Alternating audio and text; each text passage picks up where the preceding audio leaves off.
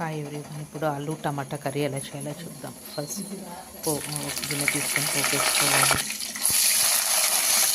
తర్వాత ఆనియన్ వేసుకోవాలి, మిర్చి బాగా కలుపుకొని కొంచెం పసుపు వేసుకోవాలి. పసుపు వేసుకున్నాక అల్లం వెల్లుల్లి పేస్ట్ వేసుకోవాలి. తర్వాత టమాటో వేసుకోవాలి. టమాటో ఆనియన్ బాగా మగ్గించుకోవాలి. బాగా మగ్గించుకొని కొంచెం ఉప్పు వేసుకోవాలి.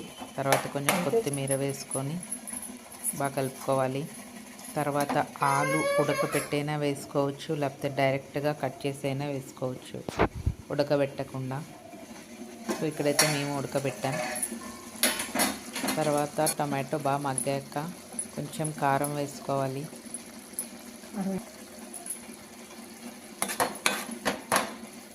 బాగా కలుపుకొని కొంచెం దగ్గర పడ్డాక ఆలు వేసుకోవాలి. ఆలు వేసుకొని బాగా కలుపుకొని కాసేపు మూత పెట్టుకొని అలా ఉంచాలి. కారం ఉప్పు అన్నీ పట్టేదాకా ఉంచుకొని దించుకోవాలి. ఆలు టమాటా కర్రీ రెడీ.